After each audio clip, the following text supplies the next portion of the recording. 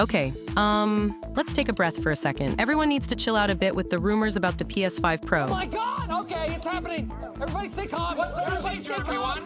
As you know, I'm all in for new leaks and rumors, but you also know that I take my time before covering a new leak. Just like last week's situation with the PS5 Pro not coming out. A lot of people jumped on that immediately. I took my time to analyze the situation. Here we are today with a new rumor/leak that I'm skeptical about. The RDNA4 Super GPU that's supposed to compete with the power of an RTX 4080. So join me as we dissect these rumors together. We're going to look at what RDNA4 is. We're going to discuss the new rumor and the source it's coming from. But most importantly, who is this source and how credible is their information? Do they have a track record like Tom Henderson, who has been proven right about a lot of leaks? The answers to these questions might surprise you. Let's get jiggy with it. What are RDNA4 GPUs? AMD's RDNA4 GPUs, expected to be branded as the RX 8000 series, are anticipated to launch in late 2024. The architecture aims to improve ray tracing capabilities and address performance issues seen in RDNA3. Two specific models, Navi 44 and Navi 48, have been identified, with Navi 48 featuring 64 compute units and a 256-bit memory bus. While RDNA the 4th of May not compete at the high end with NVIDIA, it is positioned to enhance mid-range performance and stability. How will RDNA4 GPUs compare to NVIDIA's offerings in the high-end market? AMD's RDNA4 GPUs are expected to focus on the mid-range market, likely not competing with NVIDIA's high-end offerings like the RTX 5090. Reports suggest that RDNA4 will peak at performance levels comparable to the RX 7900 XT, aligning with the RTX 4080 but at a significantly lower price point. AMD aims to enhance value rather than challenge NVIDIA directly, with improvements in ray tracing expected, but not enough to match NVIDIA's performance in that area until RDNA5. Will the PS5 Pro have RDNA4 architecture? Where is the rumor coming from? Recent rumors suggest that the PS5 Pro will utilize a customized version of AMD's RDNA3 architecture, incorporating features from RDNA4. This includes enhanced ray tracing capabilities, such as a 64BRT node and improved ray tracing optimizations. The speculation primarily stems from leaker at Kepler_L2 on social media, who shared insights about these potential upgrades alongside comparisons to the current PS5 graphics settings. However, these claims remain unconfirmed for now. To simplify it a bit for you, here's what Gameranx had to say. All of these GPU upgrades lead to a 2 to 3x jump in the PS5 Pro's ray tracing capabilities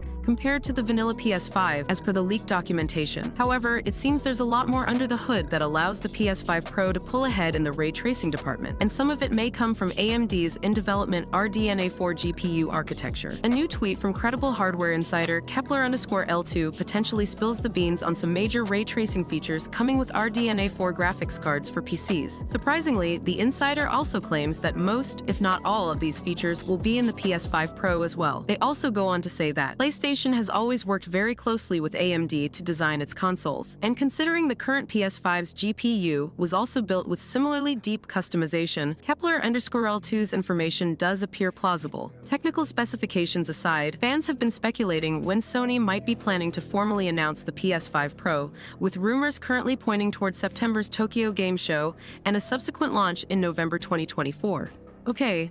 For me, this all sounds a bit too much, as I have been covering the leaks for more than a year now, and until now the debate was that probably PS5 Pro will just have an overclocked RDNA2, or if we're lucky RDNA3, and now all of a sudden RDNA4, that architecture. AMD hasn't even released these graphics cards yet. I doubt it will come on PS5 Pro before the graphics cards are launched. And remember, the PS5 Pro development started a long time ago, almost as far back as when the PS5 was launched. So let's look at the leaker for a second. How credible is he? What are his sources? And what is his track record compared to other leakers? Kepler's credibility regarding PS5 Pro information appears mixed. While Kepler has made claims about the PS5 Pro's specifications, many in the gaming community consider him unreliable, often advising to take his information with skepticism. Discussions on platforms like Resetera and Reddit label sources like Moore's Law is dead, which Kepler is associated with, as generally unreliable, suggesting that any claims should be treated cautiously until confirmed by more reputable sources. Kepler has hinted at the potential potential for expensive next-gen consoles, indicating shifts in the gaming hardware landscape. While these predictions generate discussion, they should be approached with caution due to Kepler's mixed track record in the gaming community. Kepler often makes bold, speculative claims about future hardware releases, such as suggesting the next Xbox could come sooner than 2028 with a mid-tier upgrade in 2025. This contrasts with more cautious leakers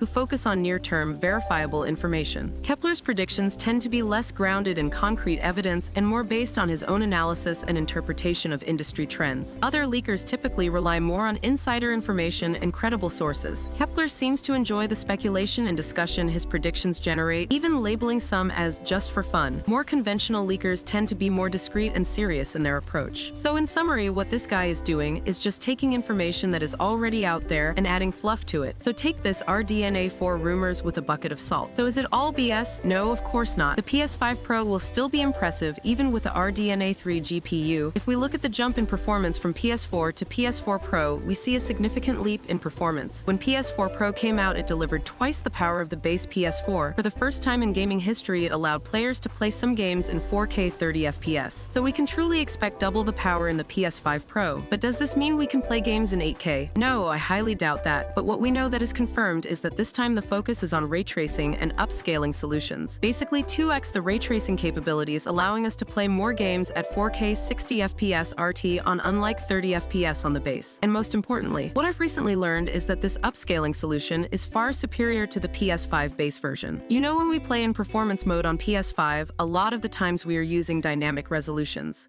So the priority is 60 FPS. Therefore, the PS5 will automatically reduce the game's resolutions, let's say from 4K to 1800p or from 1800p to 1440p or even as low as 1080p. The PS5 Pro, on the other hand, will fluctuate between 4K and 1800p. Yeah, that's a big leap. The PlayStation 5. So besides No Man's Sky, which we talked about yesterday, what are some of the other games coming to the Pro and what enhancement will each one possibly bring? Here's what I found. The biggest games that are being talked about right now that's going to support PS5 Pro Enhanced are Gran Turismo 7. Improved ray tracing capabilities could enhance realism during races. Dragon's Dogma 2. Potential for higher frame rates and improved graphics. It's likely that Dragon's Dogma 2 will run at 60 FPS on the PS5 Pro, but with some caveats. The developers have stated they are targeting 60 FPS on PS5, but it may not be a locked 60 FPS. In a playtest, the game ran at an average of 59.50 FPS on a standard PS5, with some minor dips. This suggests the PS5 Pro could potentially achieve a stable 60 FPS. The PS5 Pro is rumored to have a GPU equivalent to a slightly downclocked Radeon RX 7800 XT, which would provide a significant performance boost over the base PS5. This GPU power could enable 60 FPS in DD2. However, the developers have also stated the game will release with an uncapped frame rate. This could mean performance will vary and may not be locked to 60 FPS, even on PS5 Pro. Cyberpunk 2077, expected to achieve higher frame rates with better ray tracing, making the visuals more comparable to PC versions. GTA 6, anticipated to support higher resolutions and possibly ray tracing, enhancing the overall experience. Alan Wake 2, likely to benefit from improved performance and graphical fidelity. Assassin's Creed Mirage, this installment is expected to enhance the franchise's signature open-world gameplay with improved graphics and performance. Call of Duty, Black Ops 6, anticipated to leverage the PS5 Pro's capabilities for a more immersive multiplayer experience. Star Wars Outlaws, a new narrative-driven game set in the Star Wars universe, likely to benefit from the console's advanced technology. Warhammer 40K, Space Marine 2, expected to deliver stunning visuals and intense gameplay optimized for the PS5 Pro.